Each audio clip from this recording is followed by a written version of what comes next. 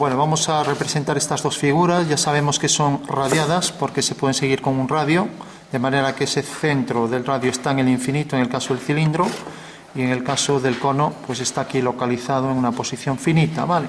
Sabemos también que son de revolución porque si cojo un eje y una línea que se corta con él y la giro en torno al eje, me genera la superficie de revolución. Fijaros que la generatriz y el eje son coplanares, y lo mismo pasa con una paralela al eje, que la giro y genera el cilindro circular recto, ¿vale? Que es otra superficie de revolución. Si el cono o el cilindro fuera elíptico, ya no serían de revolución. Por ejemplo, un cilindro elíptico es algo como esto, ¿no? Entonces, esto ya no se puede engendrar al girar una generatriz en torno al eje, por poner un ejemplo, ¿vale? Tenemos también que son regladas, porque se pueden seguir con el canto de una regla. Tenemos que son cuadráticas, porque tienen su ecuación de segundo grado. Y bueno, son desarrollables, se pueden extender sobre un plano. Puedo convertir el cilindro en una figura de papel, que veremos más adelante pues cómo se haría, pues así, ¿no? El desarrollo del cilindro. Entonces, bueno, lo primero vamos a representarla en todos los sistemas de representación, ¿no? Vamos a dejarla cónica para los próximos días. Entonces, vamos a darle a esto la mitad que esto, como estas figuras, que esto realmente mide 4 y esto mide 8, ¿no? Entonces, bueno, las haremos proporcionalmente a esto. Podemos marcar también la escala luego. Entonces, si por ejemplo cojo la regla, la plantilla de circunferencias, si la tenéis ya veis que aquí marca, por ejemplo, los dos ejes. Entonces, la normativa me exige que esto sea en línea de mayor grosor, que ahora los dos ejes que voy a marcar ortogonales siempre para marcar los centros de circunferencias, que irán con línea fina y discontinua. Y en el centro debemos poner siempre un segmento mayor, luego uno menor, mayor, menor y mayor, ¿vale? Bueno, eso es lo que me dice la norma. Y esta línea también debe ser una línea vertical que pasa por el centro, aquí una cruz. Y ahora ya, según la normativa, he puesto esos ejes que la norma me exige que sean discontinuos, ¿vale? No se puede poner en el centro dos puntos y hacer esto así. Cuando digo puntos son segmentos muy pequeños, ¿vale? Pero siempre en el centro debe ir la cruz de mayor tamaño. Bueno, una vez que tenemos esto, las vistas deben ser correlativas, quiere decir que los puntos deben estar alineados. Eso quiere decir que entonces marcaré la posición de la línea de tierra en la norma europea, norma UNE, una norma española o también la internacional europea. Pues me dice que debo poner aquí dos segmentos de mayor tamaño, de mayor grosor, quiero decir que este segmento, ¿vale? Alargo luego el eje independiente del anterior para hacer lo que sería un eje de simetría y eje de revolución de esa superficie. Y ahora hago el cono, como dijimos que tenía de tamaño el doble. Entonces ya cojo esta medida y la coloco aquí dos veces. Cojo esto y ahora cojo esto. Con lo cual ya tengo ahí la altura total de la figura. Proyecto los extremos de los puntos del cuadrante, de cada uno de los cuadrantes, y aquí tengo que, de esta manera, con líneas finas mejor discontinuas, proyecto estos puntos. Y ya no lo hice discontinuo por rapidez, y ahora hago aquí esta línea de mayor grosor, ya que corresponde a la figura. Vale, tengo ya en sistema diédrico la figura, y ahora solo tendría que venir aquí, ver la medida que tiene. Esto parece que tiene 26, ¿no? 26, y esto tiene 40. O sea que la escala será siempre el tamaño del dibujo dividido entre el tamaño real del objeto, ¿vale?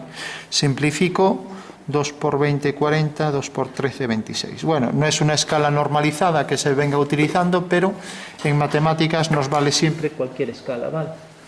Bueno, la escala la dejamos siempre no como un cociente, sino como un quebrado, ¿vale? O sea, un número, un numerador dividido entre otro, que nos daría el cociente, pero no se pone el cociente, o sea, el resultado de dividir el numerador entre el denominador. Tenemos ya el cono, y ahora pondríamos, según la medida, según la normativa de acotación, ponemos aquí a una línea más o menos a 45 grados, dirigida hacia el centro siempre, no puede ir dirigida pues de esta manera, así, esto no va hacia el centro está aquí, no pasa por el centro. Coloco la flecha, una flecha de abertura a 15 grados, el símbolo de diámetro y la longitud real del objeto que estamos representando entonces ya pongo 40, ¿vale? Bueno, pues ya sé que según la norma de acotación me dice que esto tiene medida real 40 y ahora esto, pues cojo aquí 8 milímetros según la normativa, entonces dejo aquí los 8 milímetros más los 2 que corresponde a lo que excede la línea auxiliar de cota respecto a la línea de cota, ¿vale? Haré arriba una paralela y ya tengo entonces aquí, dejo ahí un desfase de 1 milímetro y respecto a esta línea dejo aquí los 8 milímetros y marco aquí la vertical que será la línea de cota, dejando aquí 2 milímetros, ¿vale? Bueno, pues eso es lo que me dice la norma de acotación, de manera que las medidas en vertical, como es el doble de esto, pues es lo que pone ahí 80, ¿vale? Las medidas en vertical deben ser tal que se deben leer de esta manera, ¿vale? Bueno, la normativa de acotación exige que todos seguimos la misma norma porque gracias a eso lo podemos entender. Igual que cuando escribimos, pues lo hacemos sin faltas de ortografía para que todo el mundo pueda entender lo que estamos escribiendo. Pues esto es igual, ¿vale? Bueno, solo acotamos esta, con esta ya nos conformamos y ahora vamos entonces al cilindro. Sería exactamente igual, pero esto acabaría aquí en rectángulo, ¿vale? Con lo cual ya no lo vamos a hacer, porque la única diferencia es que en vez de tener aquí un triángulo, pues tendrá en el alzado un rectángulo. Bueno, ojo con esto, parece un asunto trivial, pero a veces en un examen digo, dibujar un cilindro con distintas perspectivas, la planta y alzado, etcétera, y hay gente que me coloca esto así. No, el diédrico me exige que siempre las dos vistas estén alineadas porque se exige que esto es el fundamento de algo de dos planos de proyección donde la figura se proyecta ortogonalmente sobre los dos planos. Entonces, al hacer este giro, las dos vistas quedan perfectamente correlativas, ¿vale? O sea que no puedo hacer esto. Las vistas correlativas y a la misma escala, siempre, ¿vale? En cualquier plano. Si quiero cambiar, hacer una vista auxiliar o vista de detalle o vista de un corte parcial o lo que sea, siempre puedo hacer aparte, pero tengo que indicar y tengo que indicar su escala. Pero eso ya no sería en diédrico, ¿vale? ¿Esto sería el radio o el diámetro? Esto es el símbolo de diámetro, lo que pongo aquí, ¿vale? Podría acotarlo de varias formas. Yo voy a poner así varias. Entonces tengo aquí circunferencias y después de poner en todos los ejes con discontinuas, por supuesto centrados, pues puedo marcar también aquí, no pongo el símbolo y pongo aquí la línea que cruce todo esto y vuelvo a poner aquí 40, ¿vale? Sería otra forma de hacerlo, ¿vale? En fin, hay muchas formas de hacerlo, pero bueno, no vamos a entrar ahora en cuestiones de acotación. Podría sacarla fuera también, después de que tengo aquí el eje, pues saco esto y pongo aquí la flecha y aquí ya no hace falta que ponga diámetro, ¿no? Porque ya veo que corresponde a esto, ¿no? Aquí tampoco se pone, ¿no? Vale. Sobre esto hay discrepancia, incluso en la normativa actual ya no viene poniendo lo del símbolo, ¿no? Igual que la letra R, el radio es cuando es menos de 180. Pues si lo pongo así, pues pongo la letra R porque, y luego el número porque no marco esta línea. En el momento en que marco la línea hasta el centro, que siempre lo debo marcar, entonces no pongo la letra R, ¿vale? Pero bueno, son normas de acotación que ya dijimos que ahora no íbamos a entrar en esto. Bueno, vamos a hacer entonces las perspectivas que conocemos. Tenemos que la perspectiva militar es este objeto y su sombra. Si esto fuera de cristal, esto se proyecta hacia aquí y entonces me queda ya ahí la perspectiva militar, ¿vale? O sea que cojo la misma figura, esta, que era de diámetro 26, y ahora si fuera de cristal proyectaría el vértice aquí, por ejemplo. Y entonces, como esto tiene esta longitud, lo que voy a hacer es darle la mitad, ¿no? Vale. Entonces esto era 26, pues el doble, 6 y 6, 12, 52, ¿no? Entonces cogería aquí 52, lo puedo hacer en cualquier dirección, pero bueno, queda mejor así. Entonces vengo aquí, 52, cogería el centro, marco aquí el eje, marco aquí el vértice. Y bueno, esta sería ya la perspectiva militar. Vale. La perspectiva militar del objeto. Fijaros que es 52 y puse realmente esto. Entonces, ¿cuál sería la reducción? Pues ninguna. Reducción 1 partido por 1. ¿Vale? ¿Por qué? Porque he puesto exactamente la que tiene, la altura que tiene. Ahora bien, si yo cojo esta figura, esto ya quedaría discontinuo por aquí, ¿vale? O sea que marcaría esto en línea más gruesa, continua, y al llegar aquí discontinuo a partir del punto de tangencia, ¿vale? Perspectiva militar, primera perspectiva que debemos conocer. Fijaros que los ejes X sí los puedo orientar donde quiera, si los pongo, pues por ejemplo así, siempre son de 90 grados, está en verdadera forma, y pondría por ejemplo X, y luego el eje Z, ¿vale? De esta manera ya sé que esta es una militar. Lógicamente no es nada real que yo le dé la altura tal cual, entonces cogería la altura, por ejemplo, a la mitad. Entonces cojo la misma figura, a ver, el 20, bueno, es igual, cojo uno cualquiera, y ahora cojo la mitad, ¿vale? Por ejemplo, que sea esto, ¿vale? Con las tangentes. Y luego esto continuo, y la norma me exige que lo no visible sea discontinuo, ¿no? Bueno, fijaros que esta cara está en verdadera forma porque X sí es paralelo. Y por eso decía, la sombra del objeto cuando le da la luz solar hace que los rayos paralelos proyecten este eje, por ejemplo, en esa dirección, y esta cara aparece en verdadera forma, ¿vale? Bueno, pues ya sabemos que esta es la perspectiva militar, ¿de acuerdo? Entonces, siempre vamos a aplicar una reducción para que salga más real, entonces aquí sería la reducción a 1/2, y se aplica siempre sobre el eje Z, o sea que ya podemos poner la reducción sobre el eje Z, la mitad, ¿vale? Bueno, si lo hiciéramos en perspectiva caballera, también sería la sombra, pero es distinto, porque en realidad la sombra del objeto sería tal que ahora aparece aquí el cuadrilátero, en el cuadrilátero será un rectángulo, levanto aquí una vertical y tendré que hacer la elipse inscrita en este cuadrilátero, ¿vale? Y esta será la perspectiva militar, que como veis pues es poco real porque el eje mayor de la elipse está oblicua, ¿vale? Hago las tangentes y ya tengo ahí la caballera de este objeto, no sé si dije militar, bueno, pues es, como veis, también una proyección oblicua. Si yo cojo la figura, la puedo proyectar de manera que me sale esa sombra, de varias formas, ¿no?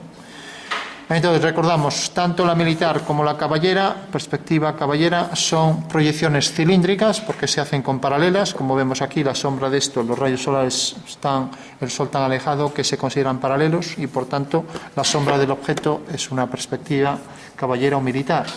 Eso quiere decir que si tengo un objeto de cristal puedo hacer siempre su perspectiva militar o caballera al ponerlo al sol, ¿vale? ¿Qué tengo que hacer? Pues colocarlo de manera que una cara esté paralela al plano del papel donde lo voy a proyectar, ¿vale? Si yo coloco esto así, ¿vale? Es verdad que también podría colocar los ejes de la caballera y colocar por ejemplo, un cono inclinado, ¿vale? Pero bueno, no tendría mucho objeto proyectar oblicuamente una figura y hacer este cálculo tan complejo, porque tiene bastante complejidad, cuando tengo los ejes para tener las referencias y construir ahí la figura en su perspectiva caballera o militar, ¿vale? Bueno, pues esas son las dos que conocemos, recordamos, es una sonometría, proyección mediante un sistema cilíndrico, recordamos, cilíndrico es mediante paralelas, o sea, mediante líneas generatrices que forman cilindros, ¿no? Y es oblicua, ¿vale? Porque si hago una proyección ortogonal del objeto, estamos ya en, ¿alguien sabe cómo se llama la perspectiva? Pues una sonometría ortogonal del objeto, tendría que proyectar este objeto, en vez de hacerlo como hice aquí de forma oblicua, lo proyecto perpendicularmente. Al proyectarlo perpendicularmente al papel, pues me saldrá esta perspectiva. Levanto por aquí el eje y ya tengo entonces ahí un cono. Como veis es más real que el anterior. Esto sería otra vez continuo y esto discontinuo, ¿no? ¿Alguien sabe cómo se llama la perspectiva? Vale, es una isométrica, una sonometría isométrica, ¿vale? Bueno, pues entonces tenemos un tipo de perspectiva que es oblicua. Vamos a hacer aquí el esquema en el espacio para que se entienda. Tenemos, por ejemplo, un cubo y proyectamos su sombra y entonces nos queda aquí, ¿vale? Y ahora proyectamos este punto y nos queda aquí. Ahí veis ya que esta es la perspectiva caballera del cubo militar, ¿no? Que al fin y al cabo son lo mismo, pero varían los ejes, ¿no? De manera que hemos proyectado mediante paralelas sobre un plano, ¿vale? Y de forma oblicua. O sea, es una proyección cilíndrica, porque son paralelas, y es oblicua porque en realidad esta línea forma un ángulo distinto de 90 con el cuadro. Mientras que ahora cojo el cubo,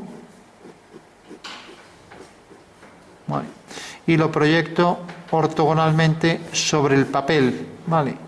Entonces tengo que aquí, al proyectar, me salen los tres ejes y me sale aquí el cubo en perspectiva axonométrica, isodiotrimétrica, según tenga ejes distintos o iguales, ¿vale? O sea que esta será una proyección ortogonal, también axonométrica, ¿no? Utiliza los ejes, de ahí viene el nombre de axo, de eje. Axonométrica, ortogonal, y tenemos entonces por ejemplo, la isométrica o la dimétrica o la trimétrica, ¿vale? Bueno, entonces tenemos hasta ahora la perspectiva caballera de este objeto, la perspectiva militar, aplicaremos la reducción un medio, entonces cogemos esto y por aquí cogemos la mitad y hacemos las tangentes y tenemos ya la perspectiva de tipo militar, ¿vale? Tenemos luego la caballera, que como veis aquí la base sale oblicua. Y por último vamos a ver cómo calcular la axonométrica, ¿vale? De acuerdo. Y ya concluimos con las perspectivas por hoy. Luego veremos la cónica. Bueno, teníamos también la del sistema acotado. ¿Alguien sabe qué tendría que hacer para transformar esto de diédrico en acotado? ¿A alguien se le ocurre? Pues, por ejemplo, quitar el alzado, era lo que hacíamos en sistema acotado. Entonces, de repente esto tiene cierta altura, 80. Entonces pongo este vértice y pongo aquí entre paréntesis 80, la cota. Mientras que la cota del punto A, 0. La cota de B, 0. Con lo cual, si completo estos dos puntos, pues ya tengo ahí la representación en sistema acotado, ¿vale?, que se utilizaba en cartografía para los mapas. Bueno, vamos por último a hacer la perspectiva axonométrica de esto. Fijaros que quizás el cono lo hacemos a posteriori, se ve más fácil con un cubo. ¿Por qué utilizamos distintas axonometrías? Fijaros en este cubo. Si lo veis ahí así, veis que las tres caras son iguales, son rombos según vuestra perspectiva, ¿no? Lo veis, ¿no? Ahora bien, si yo giro ligeramente la figura, veréis que, por ejemplo, esta arista es más pequeña que esta. ¿Lo veis, no? Vale. Entonces, se trata de calcular cuánto se reduce exactamente en la perspectiva esas aristas, ¿vale? Hay libros donde trae, pues, desde cantidad de tablas, ábacos con los cálculos, pero aquí no vamos a hacer cálculos trigonométricos ni vamos a hacer proyecciones, que no vienen al caso. Bueno, aquí vamos a hacerlo todo gráficamente, ¿no?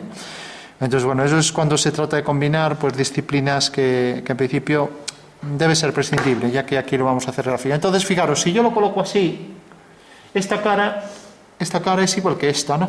¿Lo veis, no? Entonces estamos en una dimetría. Si yo lo coloco así, estas tres caras se ven iguales bajo vuestra perspectiva, ¿no? Estamos en isometría. Y por último, si los coloco distintos, así, fijaros que los tres paralelogramos, ¿no?, se ven distintos, ¿no? Estamos en axonometría trimétrica, ¿vale?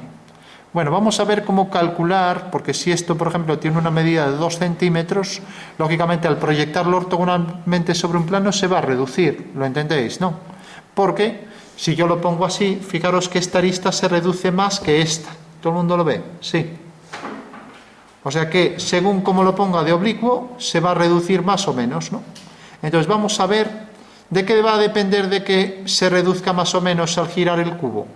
Pues va a depender de esto, de la orientación de esos ejes. Si yo pongo así un eje, por ejemplo, pongo aquí otro eje y aquí otro eje, todos van a experimentar distinta reducción. ¿Se entiende? Porque si intentamos acomodar esto a los ejes, fijaros, lo voy a poner de manera que las esquinas, los vértices, pasen por los ejes.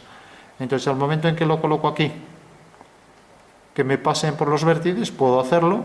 Fijaros que esta cara, ¿no?, pues es tal que esto se reduce mucho más que esto, ¿no? Bueno, o sea que esto se reduce mucho más que esto. ¿Lo veis, no? Bueno, pues ¿cómo calcular este cubo? Vamos a ver exactamente este cubo con sus reducciones según estos ejes. Vamos a nombrar esto X', esto Y', y vamos a verlo también en 3D, y Z', ¿vale? Entonces, lo primero que tendremos que hacer, primer paso, cogemos un punto cualquiera, por ejemplo este, de un eje. hacemos una perpendicular al eje Z'. Vale.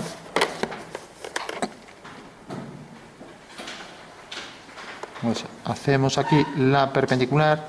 Este es el método general. Siempre hay que hacer una perpendicular. Vale, ya tenemos aquí esta línea.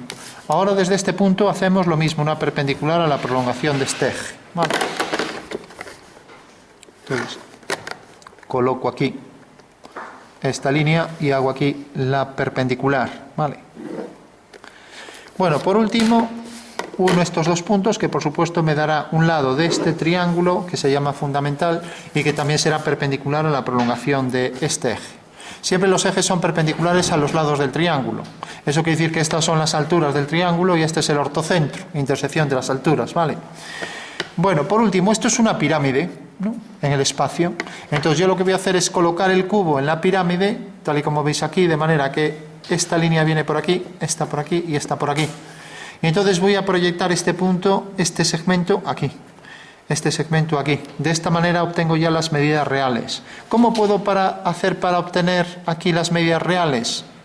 Por proyección. ¿A alguien se le ocurre? ¿Cómo puedo proyectar esto aquí para que esta medida salga con la reducción que le corresponde?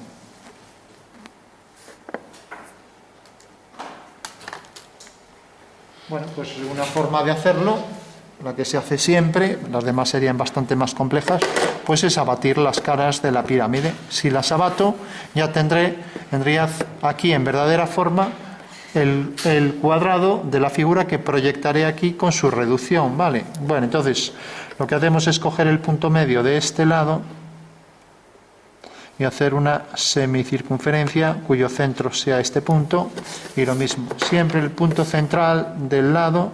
Esto es un método genérico para cualquier asonometría, sea iso, di o trimétrica, ¿vale? El punto medio de este. Y por último hago una semicircunferencia, como decía. ¿A alguien se le ocurre por qué hago la semicircunferencia? Porque en una semicircunferencia, según el segundo teorema de Tales, siempre todos los segmentos que comprenden los extremos del diámetro son ángulos de 90 grados, ¿vale?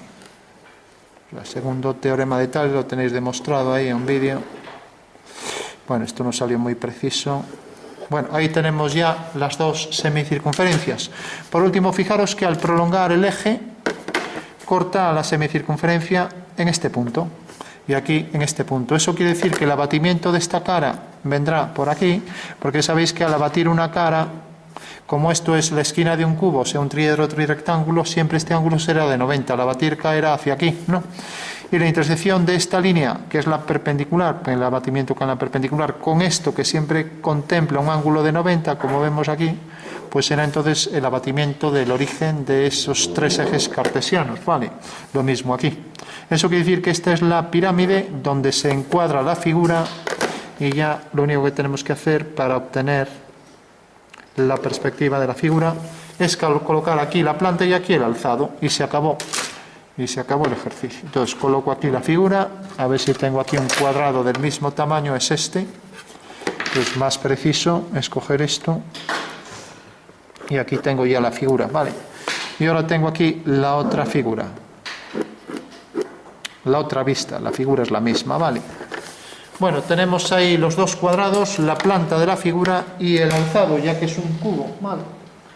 Y se trata de desabatirlo y proyectar esta figura sobre estos ejes, sin más, ¿vale?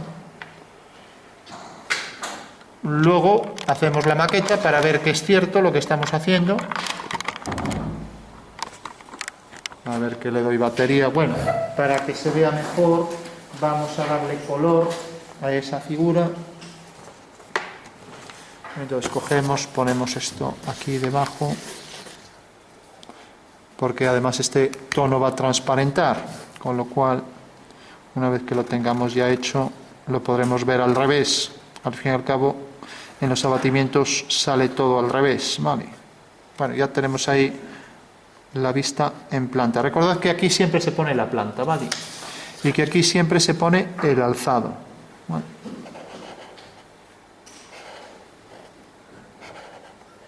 Bueno, ya tenemos las dos vistas.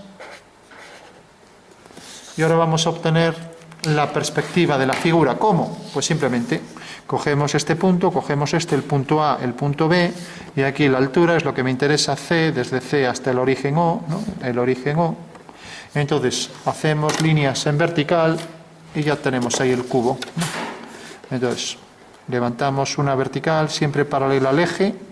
Resulta que este punto viene a parar aquí, que este punto viene a parar aquí, y ahora siguiendo también paralela al eje, este punto viene a parar aquí. Con lo cual ya sabemos que el cubo realmente pasa por este punto, que es el punto B', la perspectiva de B, A', y por último aquí C'. Y ahora, como este sistema, por ser un sistema sonométrico, mantiene el paralelismo, es lo que se llama un invariante proyectivo, o sea que por proyección no varía, entonces ahora hago paralelas a los ejes y ya tengo ahí el cubo, ¿vale? Bueno, acabo de calcular con total precisión la reducción de todas esas líneas del cubo, ¿vale? Aquí paralela a este eje, también por el punto A', tengo aquí esta línea. Ahora paralela a este eje, tengo aquí esta línea. Tengo también esta. Y ahora paralela al eje vertical, pues tengo aquí esta, tengo esta y tengo esta. Entonces, siguiendo la dirección del eje Y', pues tengo aquí esta línea, y siguiendo la dirección de X', tengo aquí esta. Bueno, pues ese es el cubo ya calculado en axonometría trimétrica, porque los tres ángulos son distintos. El hecho de que este triángulo sea distinto de este y de este, ya estamos en axonometría trimétrica, ¿vale? Recordamos, los tres ángulos distintos, alfa distinto de beta distinto de gamma, pues trimétrica. Isométrica, los tres iguales, o sea que un cubo en isométrica, pues tendrá por contorno, como vemos aquí, este hexágono regular, ya que en realidad las tres caras salen iguales del cubo, ¿no? Y por tanto los tres ejes forman 120 grados. 120, 120, 120, ¿vale? La isométrica y la dimétrica, dos ángulos iguales y uno desigual. Eso quiere decir que la figura saldría así, por ejemplo. Aquí vemos que este cuadrilátero es igual que este. Aquí tenemos dimétrica, ¿vale? Aquí tenemos los tres distintos, ¿no? Con lo cual ya tenemos la figura. Vamos a ver si realmente es cierto. Fijaros que yo, cuando decía que esto lo proyectábamos ortogonalmente sobre el papel, lo voy a colocar aquí, ¿no? Tenía que coincidir exactamente, ¿vale? Ahí, bueno, tenía que coincidir, si es paralelo a los ejes, ¿vale? Y acabo de calcular cuánto se reduce cada arista, ¿vale? ¿Y cómo? Pues simplemente abatiendo las caras de la pirámide donde está metida la figura, y al abatir, tengo aquí las caras, proyecto las medidas, aquí ya lo tengo. Vamos a ver si es cierto, pues en 3D. Entonces, ¿cómo lo convertimos en 3D? Pues esto es el desarrollo de una pirámide, ¿no? Bueno, pues recortamos la pirámide y ya lo tenemos. Y verificamos que efectivamente en el espacio es cierto, ¿vale? Ya que el triedro trirectángulo hemos cogido y hemos abatido sus caras, ¿vale? Al abatir sus caras hemos obtenido en verdadera forma las caras del cubo. Y ahora tenemos que verificar que efectivamente al colocar el cubo en la esquina del triedro, ahí encajado, y proyectarlo sobre el plano, pues me sale esa perspectiva que tenemos ahí adentro, ¿no? Vale. Bueno, la perspectiva interna de la figura la vamos a colocar aquí en color verde para que se vea mejor. Entonces tenemos aquí esta cara en verde, esta otra cara. Vamos a intentar que quede un poco más clara. Y luego esta última cara, ¿no? Bueno, todo el mundo entiende que esa es la perspectiva del cubo, ¿no? Ya pues. Poner aquí el papel debajo. Bueno, entonces verificamos que es cierto. Doblamos el papel, vamos a ver si esto realmente es una pirámide. Pues ahí tenemos ya la pirámide. Debe ser tal que el triedro encaja ahí, debe encajar perfectamente. Y ahí arriba está la pirámide. Y fijaros que el cubo lo colocábamos ahí, ¿no? Y al sacarlo, coincide esto del espacio con lo que está detrás, ¿lo veis, no? Bajo esa perspectiva vuestra es algo distinto de esta, pero bueno, os fijáis que debe coincidir exactamente, ¿vale? O lo que es lo mismo, si coloco el cubo aquí, en la esquina, ¿vale? En esta esquina, y proyecto todas sus aristas, pues se proyecta ahí según esa figura verde, ¿vale? Entonces, ¿cómo puedo calcular sus dimensiones? Pues bueno, como no puedo saber realmente cuánto se reduce esto al proyectarlo en el papel, lo que hago es abatir las caras, ¿vale? Entonces, si cojo esta cara y la abato, en el momento en que la abato ya la puedo proyectar y ver que esta medida de la altura se reduce a esto. ¿Lo veis en el espacio? Sí. Bueno, pues esto es lo fundamental, entender esto. Si no entendemos esto, no vamos a entender nada, porque esta es la forma, el fundamento sería lo más importante en una perspectiva. ¿Y por qué es lo más importante? Por lo siguiente. Imaginaros que yo os pregunto, ¿cómo sería la sonometría o la caballero o la militar de una esfera? ¿No? Bueno, si sabemos el fundamento, sabemos que el fundamento de la perspectiva caballero militar, pues es la esfera que se proyecta oblicuamente sobre un plano mediante paralelas.